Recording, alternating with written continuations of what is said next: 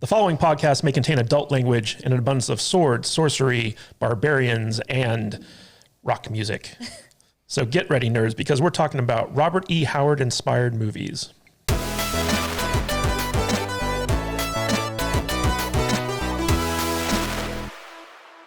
everyone. How's it going? Matthew Kadish here, put upon producer of the show, taking over hosting duties because our wonderful and talented Alex has been stricken down by the virus that we can't talk about on YouTube.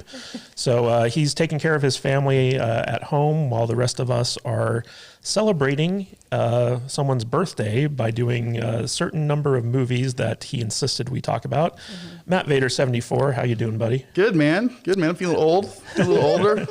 Happy birthday. I had to put the wig on today. Yeah, you're looking good. I know, I'm looking good. It's like Matt Vader 74 is here. Yeah. 52. Wow. Yeah, ancient, right? I'm more than halfway to dead, I think. So tell us why you chose the movies that you chose this week. Well, it's because that's what I do, man. I have to infuse us with some good sword and sorcery, booby-filled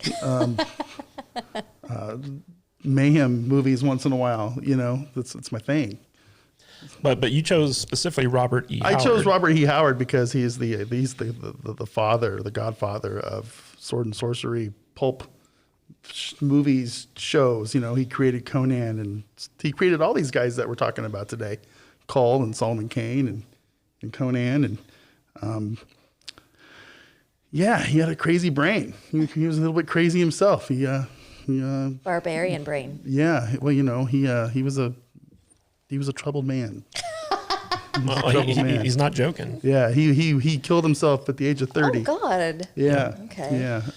Yeah. Which really kind of blows my mind about how much stuff that he has written at the young, tender age of 30, and is wild. He started submitting stories for publication when he was like 14, I think. And he was part of the whole Cthulhu mythos type thing with H.P. Lovecraft, where he helped him develop like that whole thing, and he actually used some of it in his stories. But he was the father of sword and sorcery fiction. Like before him, like that type of thing didn't exist, and he was a very good writer. But yeah, his mother, she had been fighting tuberculosis for half her life. And when she finally passed away, in his grief, he basically went out to his car and shot himself in the head. Wow. And died very young. And small little town in Texas. Yeah. Yeah. Wow. Small little oil town. So on that note, Jude. Yeah. The ambassador I'm also of here. How you doing? I'm good, thank you. Yeah. I'm excited to talk about Vader's birthday pick movies. Yes, and it's a shame that Alex isn't here because I know that he'd have things to say about these movies. I'm really depressed that Alex isn't here right now. He's through the worst of it, but unfortunately his wife is still not doing so well, so he had to help take care of her and his bountiful brood of children. So. Yeah. When Alex isn't here, I feel off. I'm not gonna lie. If the show's a little off today, guys. Yeah, it feels like a limb is missing. Our dynamic is off because, like you just said, we're missing one of our wheels of our car. Yeah, and normally we'd have someone come in to fill in for him, but this happened so last minute. Like we literally found out yesterday that they tested positive, and so we were like, well, okay. Speaking of spare tires, Danny just popped into the spaces. Good old spare tire Danny. Danny the Dork Knight LV. Right. Yes. Keeping him in the trunk. Yeah, we're for those of you out there who don't know, whenever we record, we broadcast live to Twitter Spaces, so it gives people a chance to listen to us as we record, but it also gives people a chance to kind of call in and interact with us sometimes. Yeah, so it's a lot of fun. But this week we are talking about 3 Robert E. Howard inspired movies. The first is going to be Kull the Conqueror. The second one is Solomon Kane, and the final one is the 2011 Conan the Barbarian, starring Aquaman himself, Jason Momoa. Yes. Yeah. So we got a full plate of movies to talk about that have to do with sword fighting and boobies and all types of fun stuff. Surprising lack of midgets in these movies. Yeah, surprising lack. I was shocked. I've seen all these movies before, and I could have swore there was at least one midget somewhere. But I was hoping for a trifecta moment, but it never happened. I feel like no we're not supposed to trifecta call them that. Little people, dwarves, whatever. I'm not sure which one is the one that we're not supposed to say. height challenge. We're going to take a break to hear some words from some sponsors, and we will be right back after these messages. Hey everyone, welcome back. Just wanted to remind you all that we do have a members area where you can go and sign up and get all types of other content from the Salty Nerds. This month we are going to be looking at classic Doctor Who, and when I mean classic, I mean like 2005.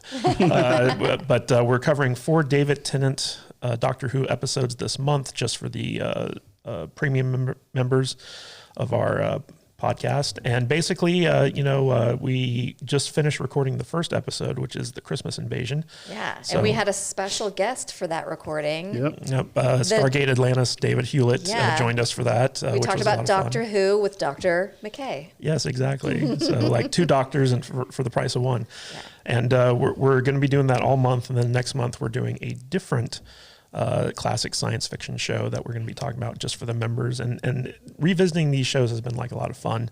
And these two had never seen Doctor Who before, and so like it was really fun to talk about. Yeah, their first kind of like exposure to it, and they liked it. Yeah, and we love doing extra content like that for our patrons. So give us your ideas, and we'll put out more. Yeah, you guys get 4 bonus episodes every month for being a member of the club area. The patrons, yeah.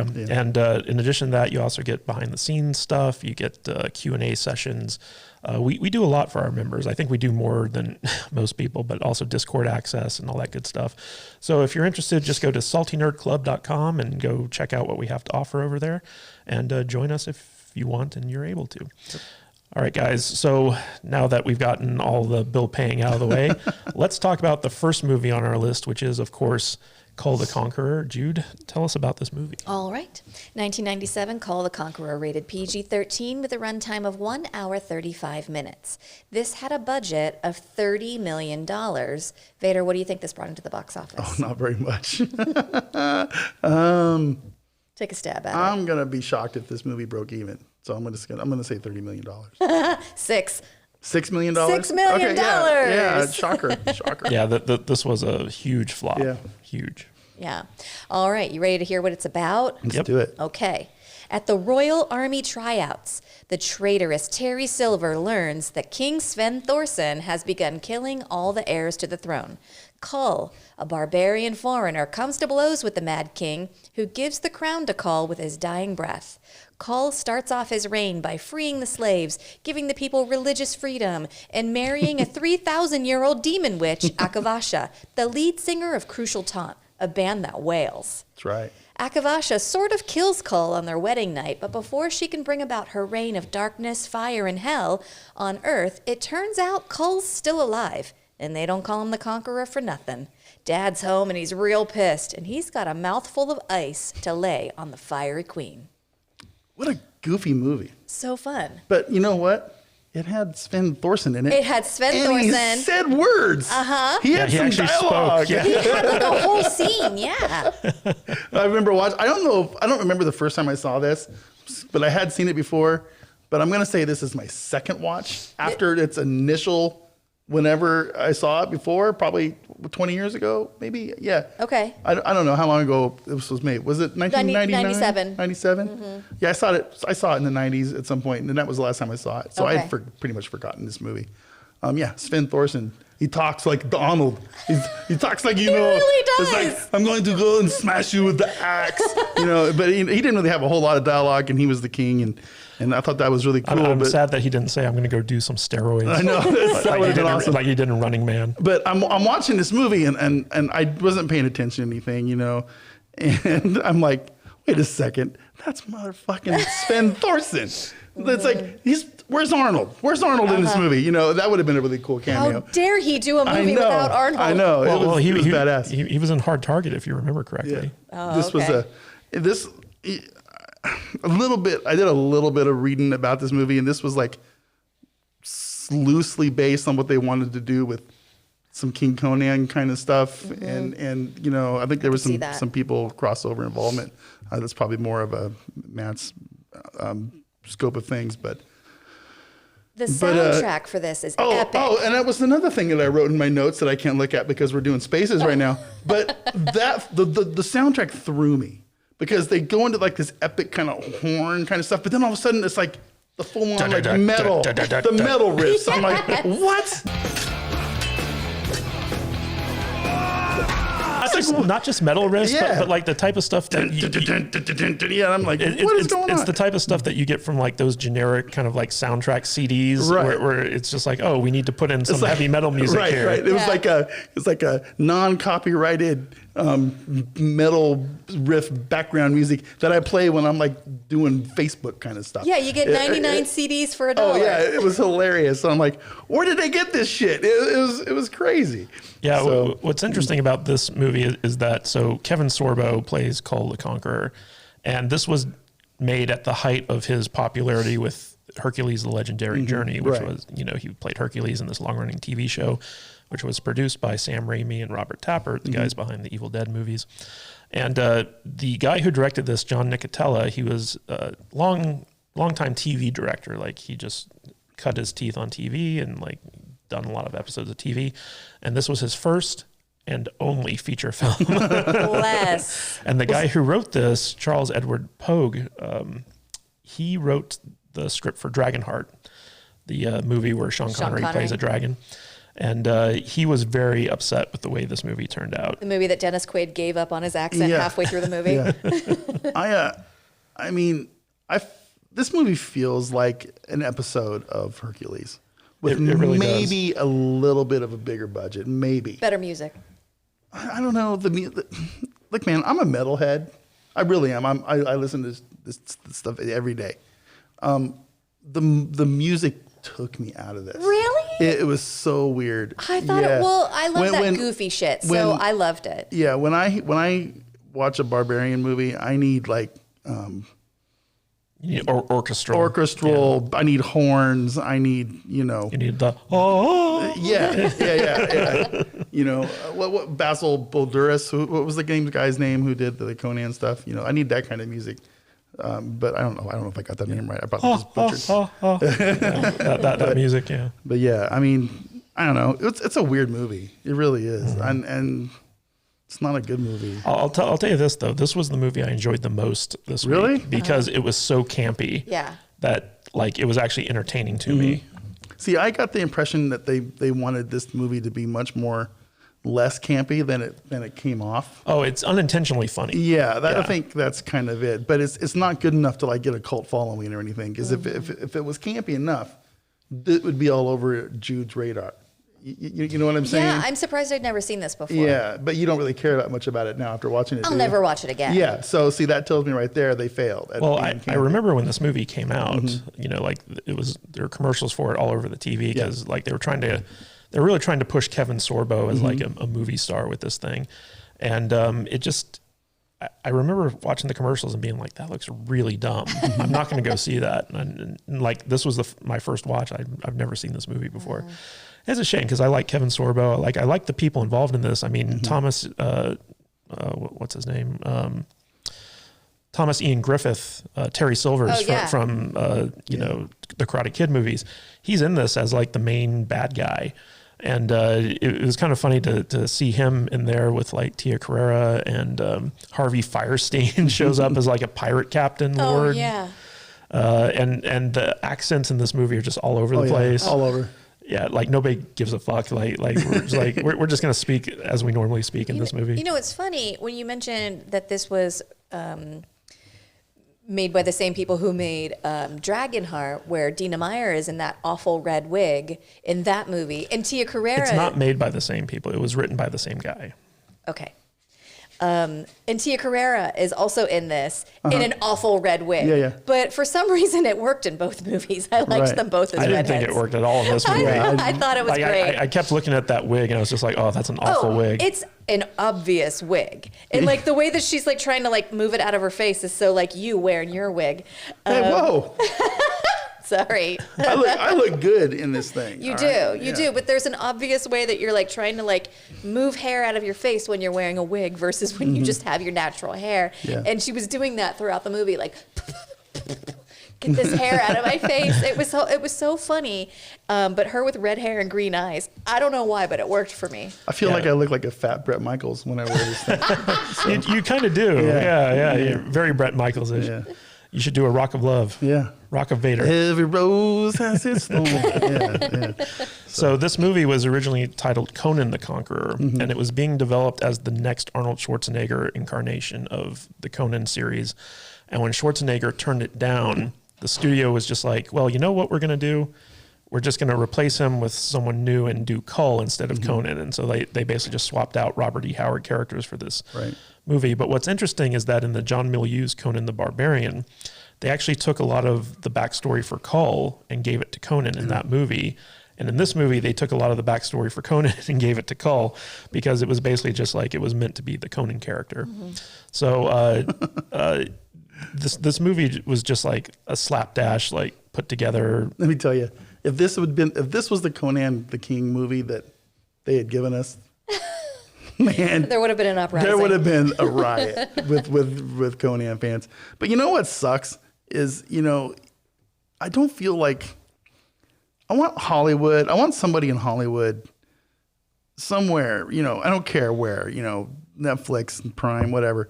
I want them to do a real Conan movie, not this schlocky bullshit.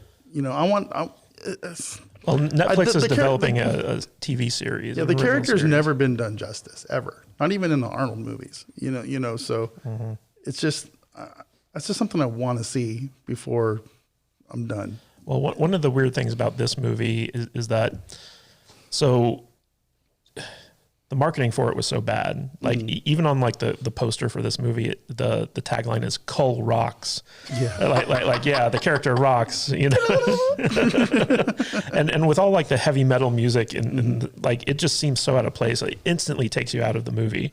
Right. But the weird thing is like they were presenting Kull as the son of Conan. Like this was supposed to happen like after Conan, the movies basically. But in Robert E. Howard's world, so like Kull was the first character that he wrote and sold to Amazing Tales magazine. And the weird thing about that is that Kull was actually published after Solomon Kane. So technically Solomon Kane is Robert E. Howard's first published character, and then Kull came afterwards, even though Kull sold first. And Kull was kind of like the thinking man's Conan, like he was a descendant from... I think Kull is supposed to be about 1,000 years before Conan. And he's from Atlantis, like Atlantis hadn't sunk into the sea yet, and like he kind of comes up, he was a slave, he was a pirate, and then he becomes king. And when Howard got to the point where Kull was king, a lot of the stories shifted from like adventure stories to like political dramas, where he's like basically Kull is surrounded by people who are trying to take him down, and he has to continually outsmart them. I think Robert E. Howard is kind of sort of responsible for my hardline stance that there was a thriving world population pre-Ice Age, and in my head, this is the kind of world that was out there. I can see that. You know what I mean? Like 25,000 years ago. Yeah. That there was civilizations and there was wizards and castles and demons and people like barbarians and Sumerians and loincloths. Yeah. This is my pre-world Ice Age civilization the way it was. Okay. For real. That's what I have in my head. Yeah. And because honestly, anything older than 5,000 years ago, we have no clue what was going on. So, in my head canon, this is the kind of world that we had prior to whatever big cataclysm hit. But it is interesting. So in this movie, basically the king, played by Sven Thorsen, he basically goes crazy and kills all of his heirs. Right. And when the captain of the guard, played by Thomas Ian Griffith, shows up, basically he tries to stop the king from killing his people. And Kull, who was auditioning, like he was like a mercenary and he was kind of trying to get into the king's guard, he goes along with Thomas Ian Griffith, and he ends up fighting the king and delivering a killing blow. And the king's so impressed as his final fuck you to the world, he's like, this rando barbarian. This is the guy. Yeah, he's now king. It's like, I'm going to do what I want. And this is what I think. And if you don't like the way I think about it, then F you. Which, is kind of funny because that whole little storyline is really kind of paralleling Kevin Sorbo in the real world. You know what I mean? Kevin Sorbo has basically been ostracized from Hollywood. Really? Yes, because he has his opinions. He's very conservative. He's very he's a very pro kind of Trump dude, I guess maybe. And he's not shy about it. And I kind of respect him for it. I follow his son's TikTok where he constantly badgers his dad about stuff. It's pretty funny. If you go follow Sorbo on the socials, it's cool. It's wild. He just tells you how it is, man. And it's very kind of parallel here because Kull comes in and this is what I feel and this is what's right. And if you don't like it, then too bad. Yeah, I'm the king. He's extremely progressive for a barbarian. Yeah.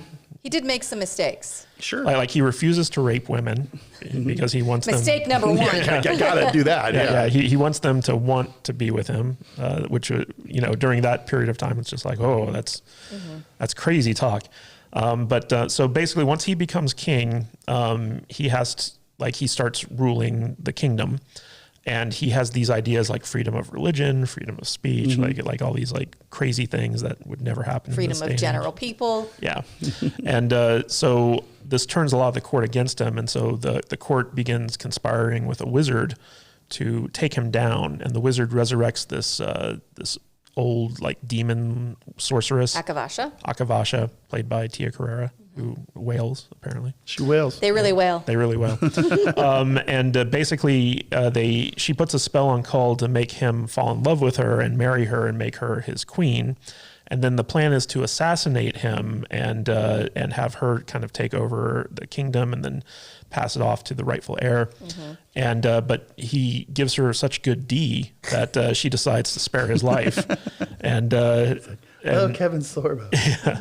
And once Kull, she's like, I was gonna kill you. Man, that was a real good D appointment. Yeah. So basically, she keeps him alive because she wants to, I guess, make him her boy toy or something. She's like, I want to set up a standing D appointment. Yeah.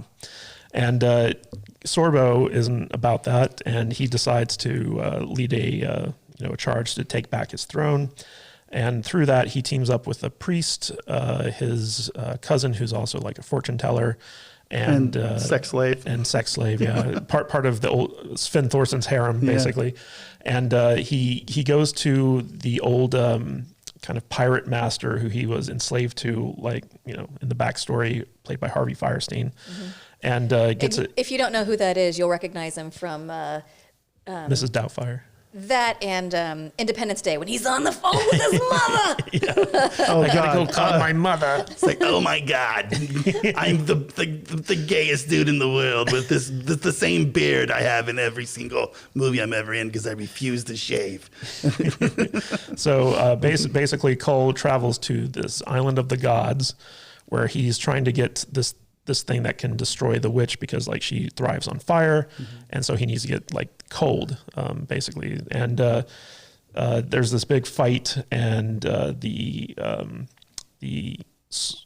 fortune teller lady basically gets this god breath to kill the sorceress. Yes, because only the cause can be the carrier. So that means the cause of this was brought about by a woman. So only a woman can carry the breath. Yeah, but eventually she passes that on like an STD to Kull.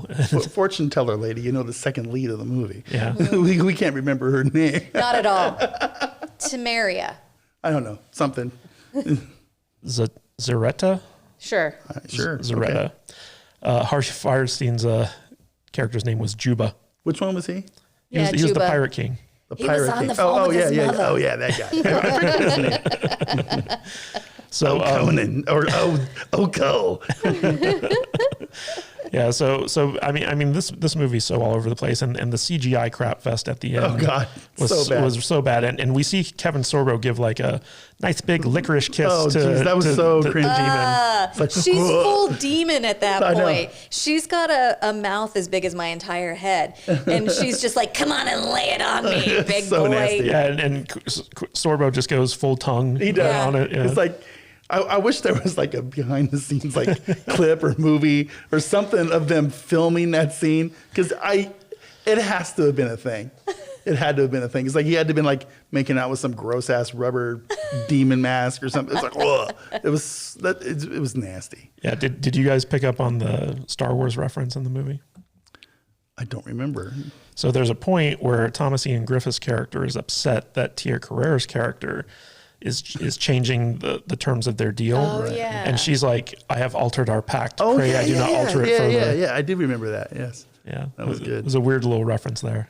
Yeah. You know, I've my favorite part of the movie, and this was just the testament of how bad this movie is, was the priest, the fire priest dude. The guy with the messed up face. He was all fucked up and he had the messed up face. He's like, and then she cured him.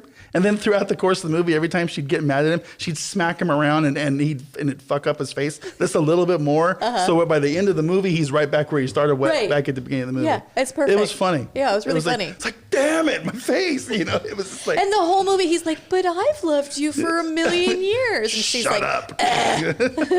This movie does have its humor to it. does. Like there are some funny moments, like when they point out to Kull that, you know, the priestess is 10,000 years old, and he's like, she told me she was 19. yeah. You know? So like there are some jokey moments, but the humor from this movie comes from it being unintentionally funny. Right. Like Yeah. it's not a good movie at all. Oh, no. Not at all. No. And it kind of butchers the character of Kull. A bit, yes. It's Kull in name only. Pretty much, yeah. I think that's the kind of the theme with most of these movies today. It's a Robert E. Howard characters in name only, except for maybe Solomon Kane, but I don't know enough about him to be able to say that or not. So, Well, I thought it was really fun. I enjoyed it for what it was, and it was fun to see like Tia Carrere and Terry Silver, Sven Thorson, and Kevin Sorbo. I think it's interesting that like this movie is kind of like a sequel to the Kull character, because like we skip a lot of his origin stuff and just go right to the part where he becomes king.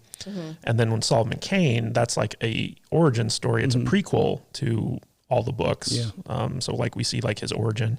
And then with Conan, it's a reboot, reinvention. Yes. So we kind of get the full spectrum of Hollywood fuckery. yeah, with we really with did. these movies. So why don't we go around the table? Final thoughts on this movie. Kull, Vader, what did you think of Kull the Conqueror? When I think about Kull the Conqueror, this is the kind of movie that I probably would have watched a lot of on a TBS or TNT type of movie show when I was growing up. But do they even do that anymore? Do they play the same movie every weekend? I don't know. Does anybody have cable TV anymore? I don't know. I don't know what they do anymore. But it's not good. It's not good. It's not a 1-star crap fest, but it's not much better. It's really close. It's just there's just something off with the way they're telling these stories, and you know I always compare these to. I haven't read the books, so I can't tell you how faithful they are to the books or if they're even remotely close. But I have read a lot of oversized comic books, you know, with Savage Sword of Conan and you know and those kind of things, and they're never correct. And this thing just seemed really kind of campy, but not good campy. You know what I mean? Yeah. It needed to like make a decision to be some kind of movie other than what it was. It's like either go full camp or go full rated R, and they couldn't do either one. You know, it was off. Yeah, and this had a fairly big budget for 1997 too. Right. I'm gonna go like 1.5 stars. Really? Yeah, That low? it wasn't good. Okay. It wasn't good. So I'm a little bit disappointed it was as bad as it was. It felt like a TV movie. It did almost. Yeah. It felt like a bad episode of Hercules. All right, Jude, final thoughts and rating? Okay, so I had never seen this before, and I've also never seen Hercules. So for me, this is kind of right in the same vein as Beastmaster. Okay. For me, it's kind of like the same enjoyability for me. I loved the music, and I love camp. So I think I enjoyed it way more than you did. That being said, I'm probably never going to watch it again.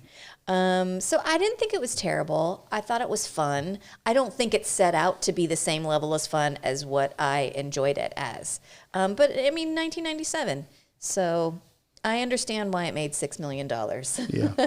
But yeah, I thought it was really fun. I'm going to go 2.5. Okay.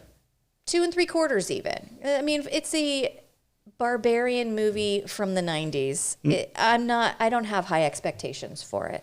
I never thought that this was going to blow my socks off, but I thought it was enjoyable, and I didn't hate watching it. So 2 3/4 fiery queens. All right. So I'm going to give this a 2-star rating because despite it being a bad movie, like objectively bad, it was enjoyable in the sense that it's campy. I like Kevin Sorbo a lot. I didn't mind watching him for 2 hours do his Hercules thing, basically under a different name. The sets were really good. Whenever Sven Thorson shows up in a movie, I can't give it a 1 star. So that was a lot of fun. I mean, like, there's a lot to complain about in this movie, but you just don't care because like from the opening rock montage and like they list all these like crazy names like Akalakalash and then like all this stuff. You're just like, this movie's ridiculous. Yeah. I think the best part of it was the army tryouts in the very first scene. Right. Yeah, he's like killing all these guys, and like you think he's in an actual battle, and then Terry Silvers is just like, "Hey, stop!" Yeah, he's just like coming in. He's like sitting there on a horse, and he's like, "Well done, but let's see how you do against me." Yeah, and then they blindfold themselves and have like a sword fight. Did you notice how the blindfolds changed halfway through the fight? I didn't notice. Did you notice that. how they didn't actually like stop them from seeing anything? Yeah, like those blindfolds were weak. Yeah. But like everything about this movie is just so ridiculous, but that kind of gives it a certain type of charm, I think. Yeah. My one complaint would be like, I feel like the movie was a little bit too long for what it was. Sure. Like I would have liked to have seen it kind of condensed a little bit more. It was only an hour and a half. It just felt longer than it was. Like 80 minutes. This is what it should have been. Yeah. This should have been a Harvey Korman movie, right? Yeah. 82 minutes. What is that? What 85. 85? Yeah. Okay. Yeah. So, overall, I enjoyed this film. I wouldn't recommend it. Like if it was something that, as you were flipping through the channels, you came across, people don't do that anymore because of streaming. But like, like if you came across this playing late at night, like you could watch it and probably have a good time.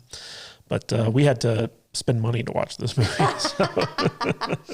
Yeah. If I was flipping through the channels and Rhonda Shear was hosting, I totally would have stayed on this. Yeah. All right, guys, so that was our review of Kull the Conqueror. Join us in a little bit after these messages where we're going to be talking about the next Robert E. Howard inspired movie, aka Solomon Kane. So we'll be right back after these messages. Hey everyone, welcome back, and be sure to check out saltynerdstore.com if you like some of our t-shirts. We sell them on there, and you can help support the podcast by buying some great swag and wearing it around and telling people all about it. None of us are wearing one today. Nope. No, but there are plenty of good ones on there. Like we have a couples t-shirt that's Ghostbusters inspired, saying, "I am the gatekeeper, I am the keymaster." Yeah. So if you and your significant other want to kind of like show off like me and Jude do, we're always dressing alike. Yeah. I should have wore the Barbarian Space Viking today. You should have. I didn't that think would have about been it. perfect. Yeah, that's another great t-shirt. So go on there, check out what we got, and if you like them, throw us a little bit of money, and you'll get some cool stuff to wear and help support the show. All right, guys. So our next movie is Solomon Kane. Jude, tell us all about it. Okay. 2009 Solomon Kane, rated R, with a runtime of 1 hour 44 minutes. This had a budget of $45 million. Vader, what do you think this brought in? I don't even remember. Okay, so 75 maybe. Okay. Had a budget of $45 million. This movie brought in $19 million. All right, well, so here's the thing. When this movie was made, you couldn't find it. Huh. You cannot find it. I had to. I remember waiting patiently back in the day to try to find some kind of way to watch this movie, whether I was going to download it or whatever. I eventually ended up, I don't remember how I watched it, but I did end up downloading like a bootleg copy of it or something. That was how I watched this movie the first time. You were excited for it. I was. I really was. Did they show trailers for it? I assume. Only online that I can remember. I remember having a very difficult time getting a hold of this movie at first. And what's crazy about this movie is like it took 11 years to make this movie. Not to shoot it, but like from the minute that the production company got the rights to the Solomon Kane character to the point where they were shooting, it took them 11 years of development hell to basically get this movie going. Well, let me tell you what it's about, and then y'all can discuss. Okay. So, when Solomon's dad tries to send him off to the priesthood, Solomon runs away to begin his life of crime. His dad sells Solomon's soul to the devil somehow, and after years of pirating, looting, and pillaging, he learns his soul is bound to hell and renounces his evil ways, vowing to never kill again, in the hope that this will keep the demons off of his back. When he witnesses a young girl get kidnapped, he swears to rescue her, knowing he'll have to go back on his vow to never kill. He tracks down the girl and her kidnappers to his father's castle, where he must battle the necromanced brother he killed the day his father sold his soul all those years ago. Discuss. Love this movie. Really? I do. I love this. Oh my God, movie. I hated it. It was Really? so boring. Oh no. I was having the hardest time not falling asleep watching this. This movie encapsulates everything I want in this kind of a genre of a movie. Tell me why. It just does. It's dark. It's gloomy. The special effects were amazingly on point. There's not a lot of like boobs in this movie. I don't think there's any, but it's a cool story, man. He's not a barbarian, but he's a pirate. He's a pirate, and he's a vengeful Puritan. You know, he just the look, the feel, the way this movie was shot. It's dark. You know, you have to watch this movie in a dark room. So I did do that. I don't know. This movie it clicks for me. Asking me why, I don't really know exactly why. It does. It just does. Okay, so what did you think? Because we haven't discussed it since we watched it. So the character of Solomon Kane is an interesting one. Like, basically, he's the Punisher, right? So, like, this movie is an origin story for him, but in Robert E. Howard's writings, he's basically a psychopath who believes that he is, empowered by God to mete out righteous justice to what he considers evil. And Robert E. Howard basically wrote him as a complete psychopath, and basically, like he would travel throughout Europe and Africa, finding evildoers and basically killing them. And like, that was like his whole thing. And that was kind of like a revolutionary idea at the time that Howard was publishing these stories where, you had this Puritan with like the big floppy hat. In fact, he kind of looks like Van Helsing. Kind of. A bit. From the... Van Helsing. Yeah, from the Van Helsing movie. But what was the actor's name who played it? Wolverine. Wolverine, yeah. Hugh Jackman. Thank you.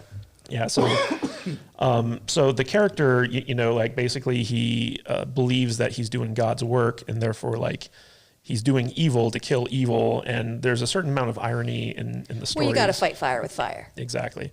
So, Howard created this very interesting kind of like vigilante style character, and he was a swashbuckler and all this other stuff. He walked around with like a voodoo cane that he would like beat people with. He had like a rapier that he would fence with, and he had like 2 flintlock pistols that he would shoot people with. But one of the things that made him so interesting was that like we never knew anything about him other than like what he did.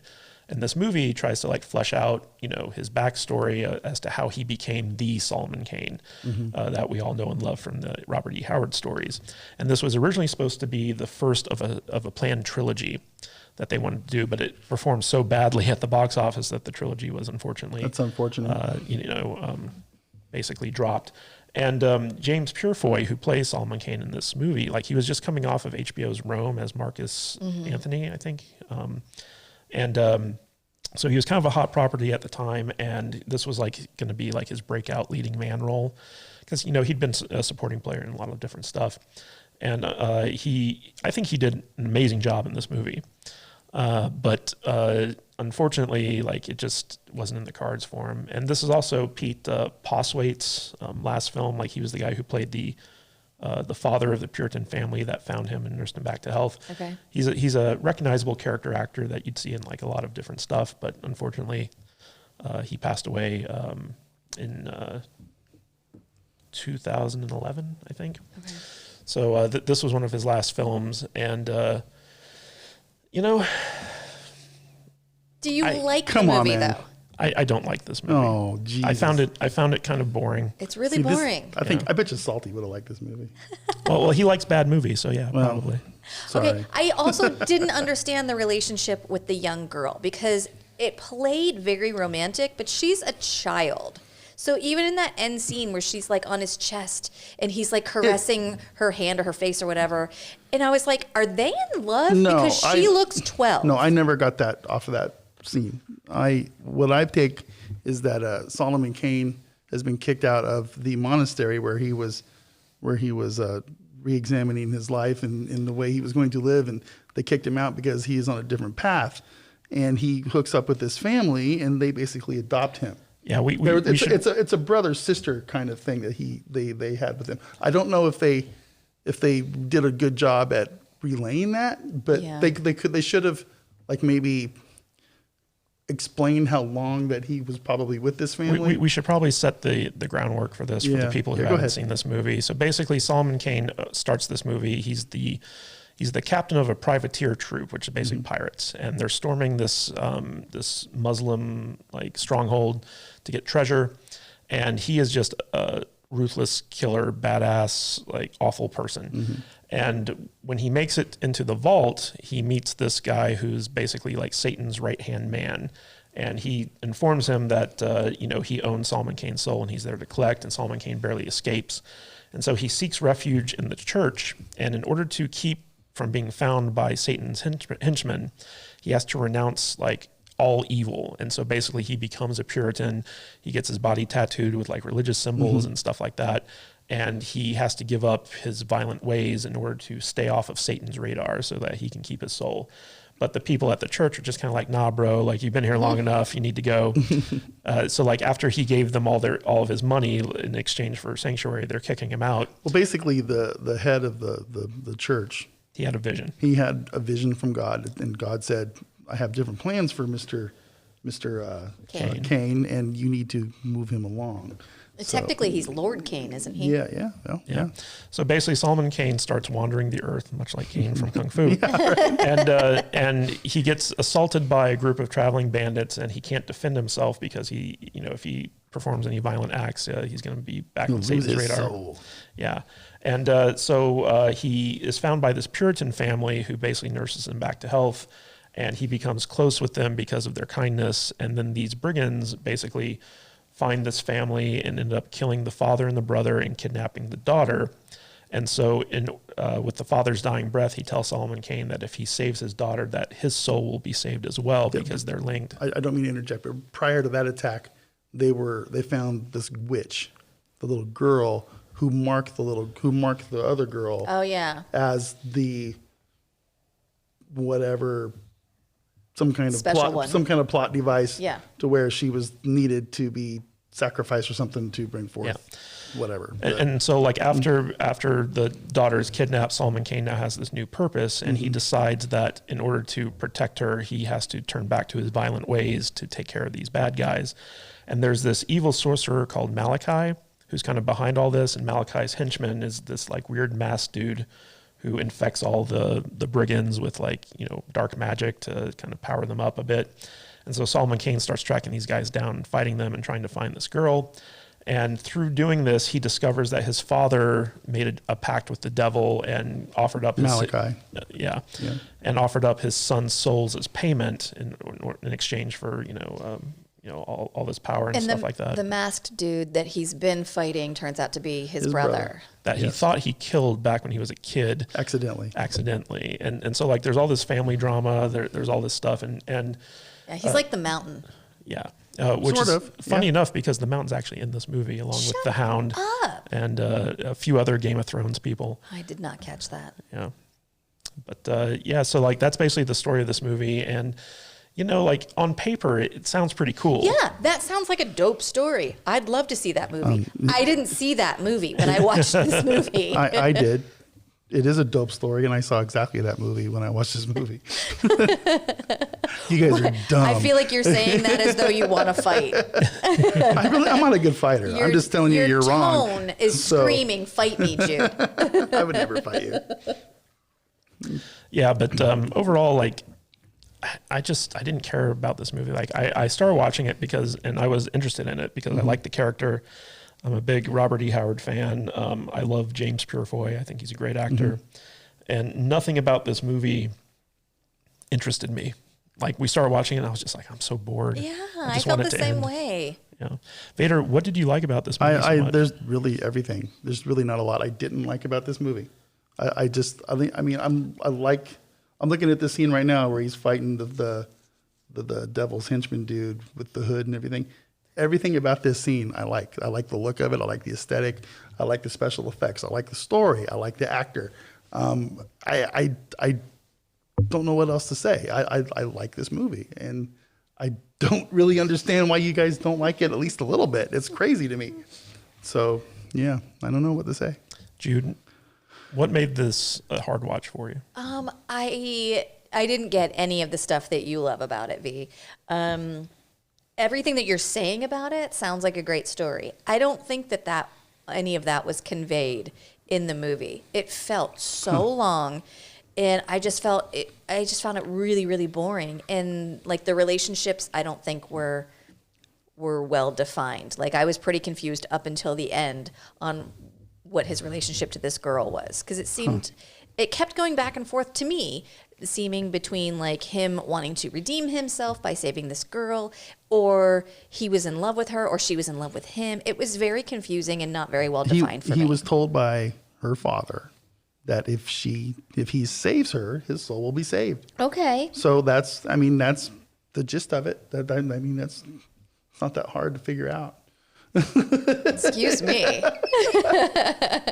Let me ask you this, Jude. Do you think you would have liked this movie more if Christopher Lambert had been Solomon Kane? No, I don't think so. I think it would have still been the same stupid movie. That was the guy they were going after originally for the I part. could see that. Yeah. This to me is when they take a character like this and they take the fucking camp away from the stupid movie and they make a more serious toned, fantastical sword and sorcery movie. Yeah. And that's why I like this movie.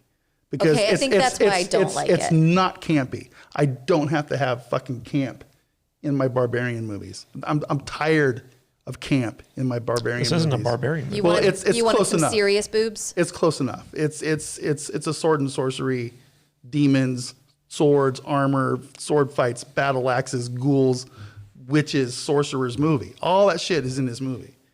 And it's not campy at all. Well, I think for me, that the camp is what makes the fantastical and crazy and silly elements of sword and sorcery movies work for me. Like, we've talked about like the Roger Corman movies and what's that one that we love? Death Stalker.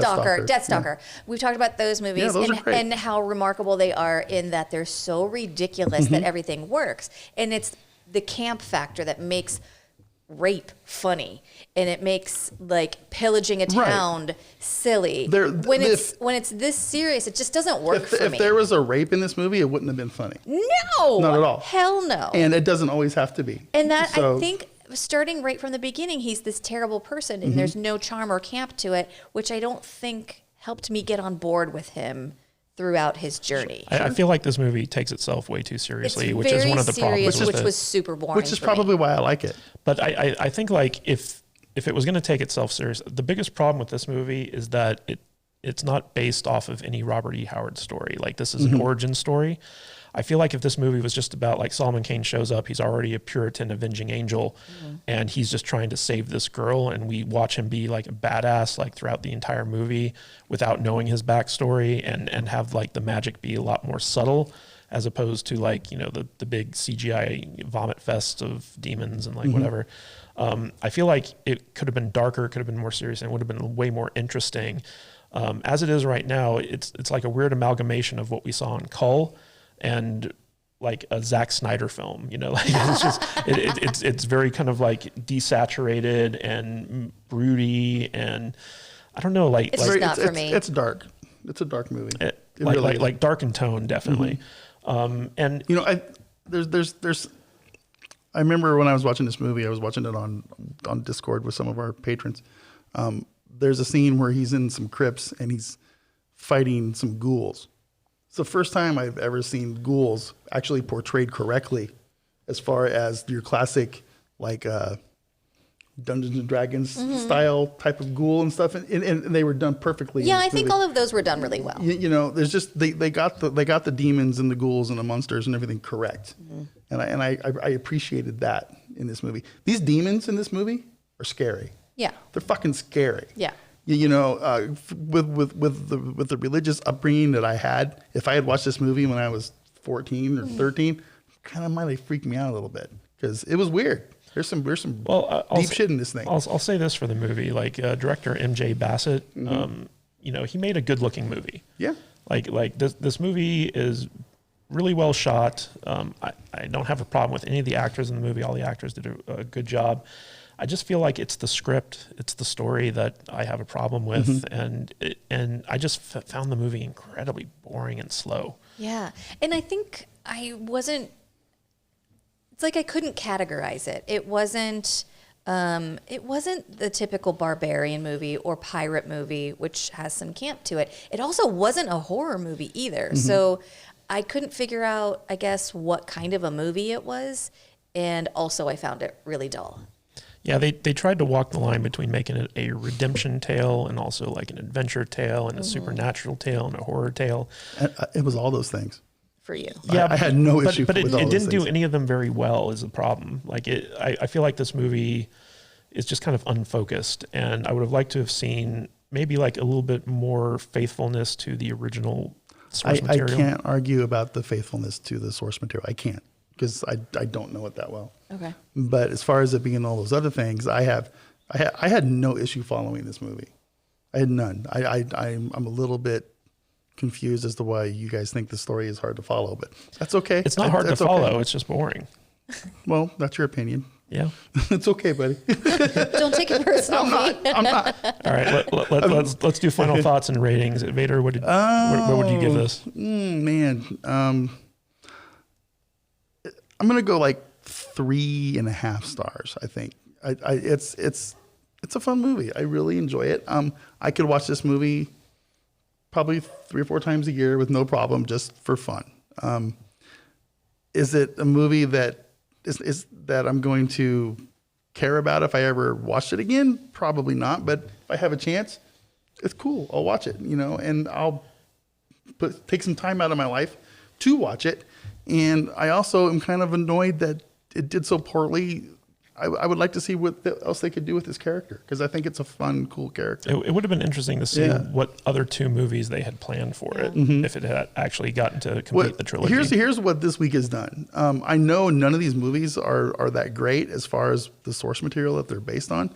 It's made me want to go actually read Robert E. Howard. You read? I'm going to read. That's one of my goals for 2022. I want to read a few books, and I just, I just enjoyed this movie. This is what happens when you take a more serious take on what's traditionally been a campy subject, and I appreciated it and I liked it. So I'm gonna go 3.5 stars, I think. Yeah. All right, Jude, what would you give Solomon Kane, and what are your final thoughts? For me, this didn't make me angry watching it, but if someone makes me watch it again, I will be angry. It's about a 1.5 packs with the devil for me. I don't think I have much more to say about it. I hate you right now. No, I get what you're saying about it, and I get why you liked it. No pond far for you today. There are $19 million that say that there are other people just like you that felt the same way. I don't think this movie stood a chance just the way it was done. I would be down for a reboot of it with the story that you guys just told me, but that story wasn't told to me with this. Okay. Well, for me personally, like I would give this a solid like 2 stars. You know, technically, like it's a very well made movie. But I just feel like the actual story just wasn't something that I felt, you know, was very intriguing to me. I would have liked it to be more entertaining, I guess is what I would say. Or like if they were going to go dark, just go super dark, like give us like this medieval Punisher type story, make the character a little bit more mysterious, tone down some of the supernatural aspects. There's just a lot to this movie that I feel like were misfires, at least narrative wise. And it could have been really good. And it just, in my opinion, it wasn't. It was just kind of middle of the road, meh. It was very meh for me. I'm sorry, V. And also, I think the fact that we had to watch it with commercials, because the only way to watch it was on... You couldn't watch it without commercials. IMDb. Well, I didn't want to pay for it. IMDb, the IMDb channel on Amazon, where like they put in commercials like every like 5 minutes. Oh, yeah, like, that it was really annoying. Too. Yeah, so that kind of detracted from a little bit of the enjoyment. But overall, like it's not a movie I would recommend, but I wouldn't, like if someone's like Vader and they're like, oh, this looks cool, I'd be like, yeah, give it a watch, see if you like it. All right, guys, so that was our discussion of Solomon Kane. Next up, we are rounding out Robert E. Howard Week with Conan the Barbarian Momoa edition. So stay tuned. We'll be right back after a word from these sponsors.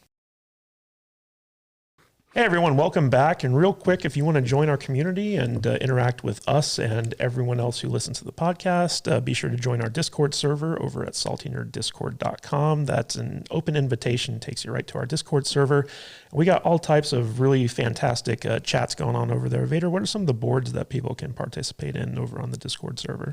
We got stuff set up for all the different shows we review on the show. We have, some I didn't know you were going to come to me. We have our patron only channels. We have our public channels that cover a ton of different things. You know, we have general chat. We have viewing rooms for watch parties. You know, we do watch parties over there. You said that you watched Solomon Kane with some. I watched Solomon Kane this week, and we watched Conan the Barbarian last night. We don't really know when we're going to do these, so we just, we at everyone and say, hey, now showing in the watch party room, come check it out. Yeah, one of the cool things that we've heard from the people on our Discord server is how surprised at how active we are with the community, where like we actually get in there and chat with people, and they really seem to like that. So be sure to join us on the Discord server, saltynerddiscord.com, and be a part of our community. We'd really appreciate it. All right, guys, so let's talk about the final movie of the week, which is the 2011 version of Conan the Barbarian, Jason Momoa edition. Jude, take it away. What is this movie all about? All right. 2011 Conan the Barbarian, rated R, with a runtime of 1 hour 53 minutes. This had a budget of $90 million. Vader, what do you think this brought in? Oh, I'm terrible at this game today. And you're playing it alone, too. I know, Sorry. It's kind of annoying. I miss you, Salty. I'm really outnumbered here today. 120 million. Okay. I'm going to have you guess again, and I'm going to tell you that all 3 of the movies we're talking about today lost money at the box. Okay, 60 million. Very good. $63 million. You win! Yay! Rose McGowan is a scary witch. Ron Perlman is Jason Momoa's dad. Stephen Lang is a less scary villain than he was in the Don't Breathe series. The richest man in Karth is Jason Momoa's pirate friend, and the Orion girl that Kirk was banging in the shitty Star Trek reboot is the pure-blood strand that ties them all together. Rose McGowan's dad wants to use the Orion girl to resurrect his dead wife, but Jason Momoa ain't about to let that happen. He's wanted to kill Witch Daddy ever since that guy killed his dad. Now that he's trying to put his demon wife in Jason Momoa's special lady friend, there's double the reason to kill that guy. Discuss. All right, so this was an interesting contrast. Like, I remember going to see this in the theater. Me too. And the reason I was excited for it was because I knew Jason Momoa from Stargate Atlantis, and I was a big Stargate Atlantis fan. And so when I saw that he was the new Conan, I was like, oh, that's cool. Ronan is getting like a lot of attention. And this movie came out before his run on Game of Thrones, which really kind of launched him. Right. So not a lot of people knew who Jason Momoa was, and they were just like, he's not Arnold. And so like this movie kind of had a lot going against it, kind of going into it, even though I think that Momoa was inspired casting for Conan. Vader, why did you choose this version as opposed to the original Arnold version? Because we've already talked about the other Arnold movie. That's why. Do you like this though? I thought I liked it more than I did after this viewing. What watch is this for you? Second watch? No, I've seen this movie 3 or 4 times. Okay. I went and watched this movie in the theater when it first came out. Yeah, so did I. I tricked the wife into going with me. She was, we're going to go watch what? Conan. Mm-hmm. I don't want to go watch Conan. What's Jason Momoa? Oh, okay. Let's go. And she lasted about 20 minutes. Aww. And she fell asleep. No, this movie's not good. Okay. So the best part about this movie is the first 20 minutes. Okay. The parts once Jason Momoa shows up, this movie goes straight to shit. Really? It absolutely does. But the Ron Perlman section of the movie is fantastic. It's great. I love it. I want to watch another 90 minutes of that movie. So yeah. Originally the production tried really hard to get Schwarzenegger to play Conan's father in this movie. That would have been crazy. And Schwarzenegger was just like, no, I don't want to do that. Yeah. But it would have been a really cool kind of passing of the torch thing, I think, if Schwarzenegger had kind of like been in this as I as really Conan's liked father. Ron Perlman as his Ron dad, Perlman though. was good. Ron Perlman was not bad. Originally, so like after Schwarzenegger turned it down, they went to Dolph Lundgren. Oh, no. And then they went to Mickey Rourke. Oh. And then finally they settled on Ron Perlman. So I can see Mickey Rourke doing that. That would have been kind of cool. I can see Dolph Lundgren. Yeah.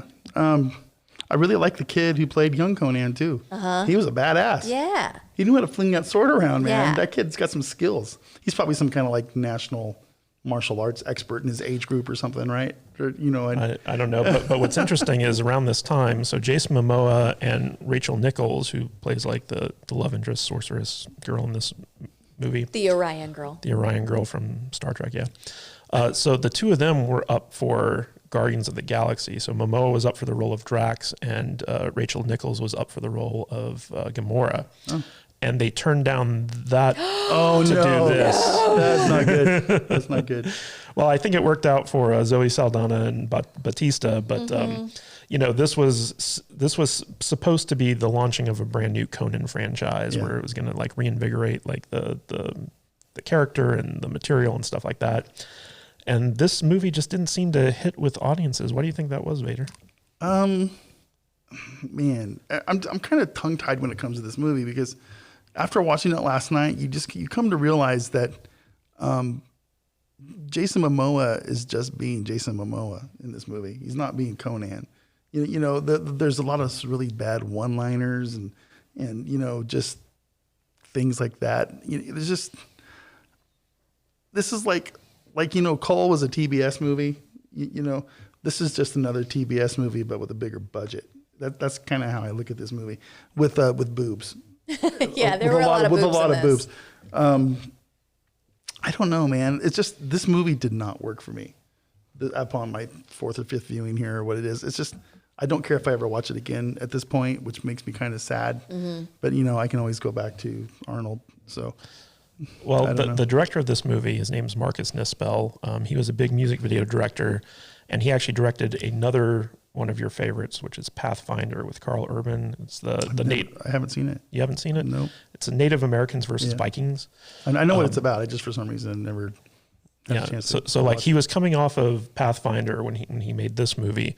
But originally, Robert Rodriguez was going to direct this, and then when he left, they went to Brett Ratner, and Brett Ratner, I think, was set to direct this right up until like a little bit before production started, and for whatever reason they got rid of him and replaced him with this guy Marcus Nispel, which I think is probably good because I hate Brett Ratner. I don't think he's a very good director.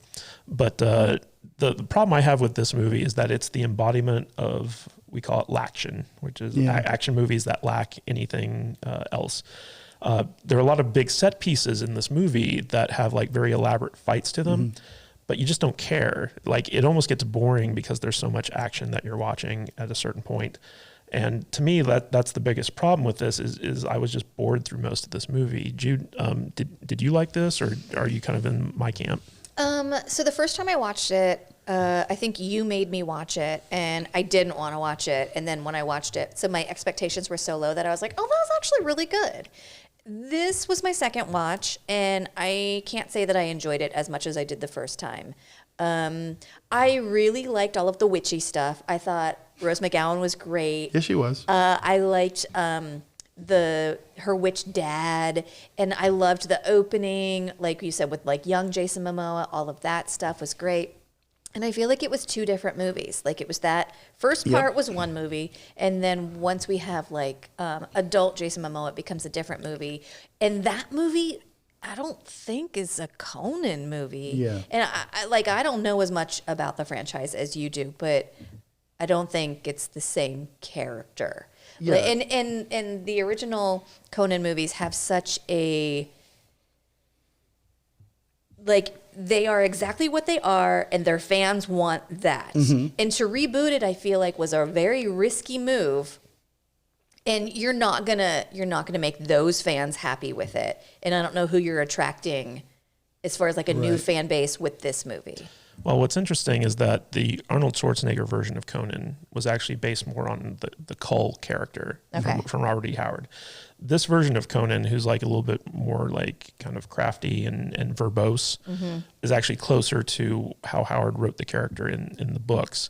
So they tried to make it more in line with the source material, but it does feel kind of odd because you have like Schwarzenegger embodied that character. And so like to do something different from what Schwarzenegger did almost feels inauthentic in a weird way.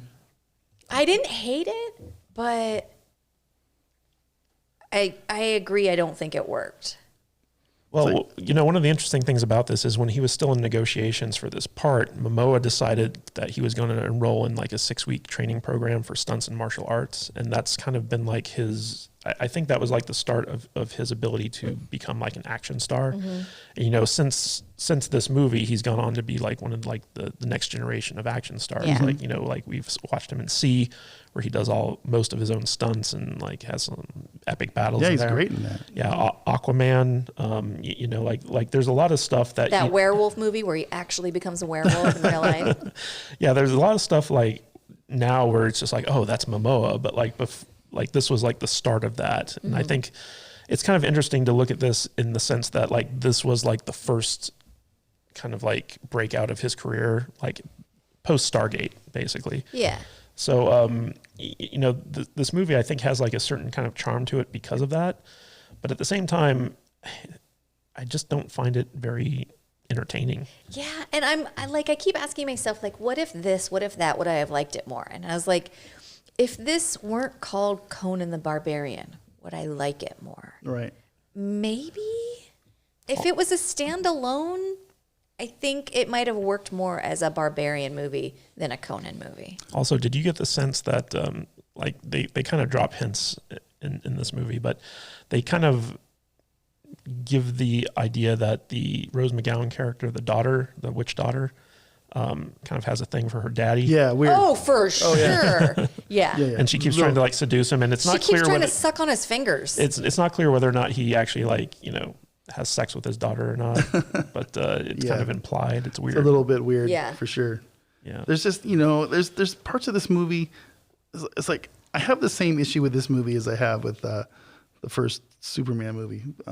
What was the one with Henry Cavill? The first one? Oh, Man of Steel. Man of Steel. It's like I want to watch the Krypton movie for 2 hours. The first 15 minutes of that. Okay. Like I want to watch an hour and a half of young Conan in this. Yeah. Because this was interesting. This is the way they set the character up and all that kind of stuff. And, and it was way more fascinating to me than the last hour and 15 minutes of this movie. I agree. And, once we get past that stage, it just kind of goes into one action sequence after another or a really long, boring, unnecessary chase scene with the horses, or it's just, I don't know.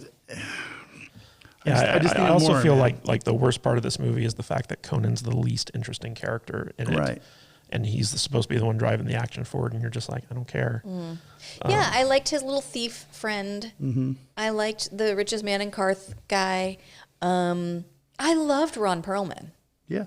And I loved the relationship between young Conan and his dad. I didn't. There's things that were just off, and it's like, I'm gonna get smited for probably saying this, but even I can't think of his name now. Most famous voice in the world narrated the movie. Oh, Morgan Freeman. Oh, that was so out of left field. It's like, to me, I wanted Kano, or whatever that dude's name. Mako. I needed him to narrate. Yeah. Those were the days, from the times when the oceans drink Atlantis. Or at least have a character from the movie be the one who narrates. Like it's basically Morgan Freeman is the voice of God. It sounded like Morgan Freeman was reading a script. Yes. Well, he was. I know. And they probably spent $30 million of their budget to get him to and he only does it at the very beginning of the movie, and then he just disappears. Well, there's one more thing in the middle of the movie after. I think it's when they switch from old to young, from young to old. Yeah, I feel like there's so many things that on their own would work, but when you put them all together, it makes the whole thing not work. Yeah, it's just they should have had. I could see your Jason Momoa. I can't even. I want to do a Jason Momoa impersonation, but I can't. Of him reading the script of that. But from the times when the oceans drink Atlantis, and it doesn't work. Where's my beer? Yeah, but they could have had. Ron Perlman could have been the narrator. 100%. Yeah. Or somebody. Or the guy who played the thief. Yeah. Something to tie it in. It was like, it's like or even the girl. Yeah, the girl would have been a good choice. In the Arnold movie, it was the wizard. Mako.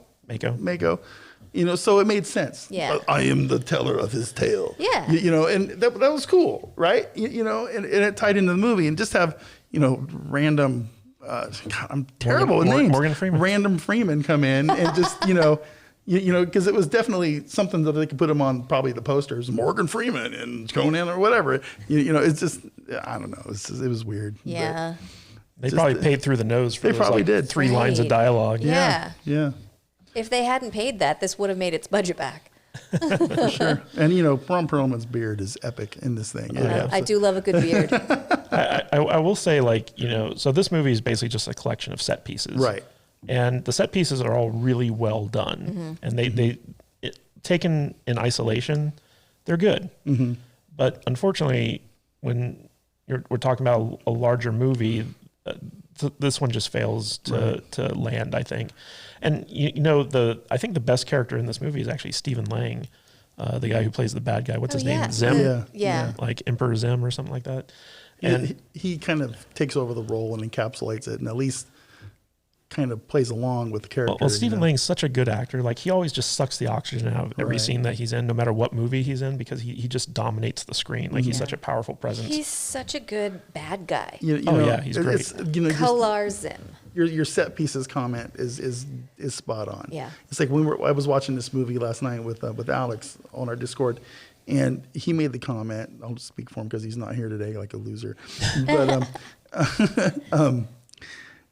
But the scene where he's fighting the dirt people, where the dust people, and it seems the sand people. The sand people. It's straight up a set piece from a backlot studio tour.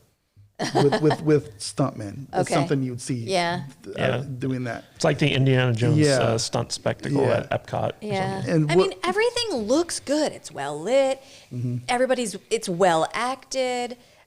I just don't know why it doesn't work. I don't know if it's well acted or not, but that's okay. All of the Vikings, this battle scene at the beginning. First 20 minutes. Awesome. Yeah. Everybody competing with that egg. Yeah. I loved that. And then the people that young Jason Momoa fights and cuts off their heads. That shit's great. Yeah. All of the witchy people are great. The priest people, great. I don't know why it doesn't work. I don't know. It's like when we were talking about Solomon Kane, I said, I wanted to see movies take these barbarian movies more seriously. I feel like they wanted to do that with this movie, and they accomplished that for the first 20 minutes. Yes. You know what I mean? Yeah. And then this movie took a shit. And it was as soon as Momoa showed up. And I hate to say that because I like Jason Momoa. Right. But something happened when they went from young to old. Yeah. He plays a great barbarian. But absolutely. I don't know if anybody but Arnold in the 80s can play Conan. Yeah. I don't know. I think somebody can. I want to see a good Conan movie. And, Conan's not Samoan. He's not Hawaiian. Okay, he's Sumerian. That's part of the problem. He's Sumerian. Is they miscast the character. He's Hyborian, actually. He's Sumerian. But I always had a little bit of a hard time buying into Jason Momoa being Conan. They cast him because he has long hair and muscles. Yeah, I mean that's it. Same that's thing the as only Aquaman. Yeah, he was really miscast as Aquaman. Well, too. yeah, but I don't think anybody minds. Yeah, you don't care because you like Momoa. Right. It's like, I remember when they first cast Aquaman, I'm like, well, Jason Momoa's not blonde. He's not a white dude with blonde hair. No. What? Also, don't care. Yeah. The entire time we were watching Aquaman, Jude was just looking at the screen like, yeah. Right. So there's something about a wet pair of jeans. I don't know why. Right. That's what got my wife into the theater. Jude, like, did you have that feeling when you were watching this movie though? No. It's like, let me show you a picture of No. Conan. I thought it was enjoyable, but I just don't think. I know. That's Conan. I know. That's not Jason Momoa. I know. It's It's Arnold just- Schwarzenegger. No, it's not even Arnold Schwarzenegger. Arnold Schwarzenegger's bigger than this guy. This guy's, I don't know, man. It's okay. It is what it is, man. Yeah. It is. This is the Conan we have. It's the one we got. And hopefully it's not the last Conan we ever get. I would have liked to have seen what they had planned for after this movie. Yeah. Because, they definitely set it up so that, this is like a new version of Conan that we want to make a franchise out of. And the movie didn't perform well enough to have them do that. And now the rights are with Netflix, and they're doing a Conan's original series there. Well, and who knows what when is this Netflix supposed to come do out? with it. No idea. I don't even know what stage of development it's in quite yet. But because it's a Netflix show, it's either going to be really good or really, really bad. Yeah. All right, so let's talk about final thoughts and give it a rating. Vader, what would you give this movie? I would give the first 20 minutes of this movie 4 stars. Yeah. I would give the last 80 minutes of this movie 2 stars. So I'm going to go 2 3/4 stars. No half star for boobs? No half. Well, no. I can't. I just, that's in He's the 3/4. making up new rules. Yeah. It's These are 2022 rules. 4 to 2. I can't give it a 3. So 2 3/4. Yep. That's all I'm doing. So. All right, Jude, what would you rate this, and what are your final thoughts on this I movie? can give it a 3. And I feel the exact same way as you. The beginning, 4 stars. And the rest of it, 2 stars. So I'm going right down the middle, split the difference. This is a 3-star barbarian movie. I will give it 3 boobs out of 5. Oddly enough, I like the Deathstalker movies way more than I like this movie. Yeah. I do too. But all 3 of the movies that we watched this week, I feel are 2-star movies. Like I don't get your guys' affection for the beginning of this movie because I think it's just as kind of boring as like the rest of it. But I can't say that this is a 1-star movie by any means because it's not. But it's definitely not a 3-star movie because to me, at least 3-star movies are entertaining. This movie is just very boring. Like it's the embodiment of lacktion film for me. So yeah, solid 2-star. Wouldn't recommend it to anyone, but it does look good. It's a pretty movie, and all the actors in it are acting their asses off and doing a good job with it. But again, it comes down to story. I think that was the problem with all 3 of these movies this week is the story. And at least this movie tried to be more in line with the source material. But again, I just felt like the plot was weird. Like it's a straight up revenge tale at a certain point. So like after the opening scene where we see how Conan's father dies, the grown up Conan the Barbarian, once he finds out that, the people who killed his father are out there, this becomes a revenge tale. And then like at a certain point, it switches from a straight up revenge tale to he's got to rescue the damsel in distress. And there's like a weird love subplot and stuff like that.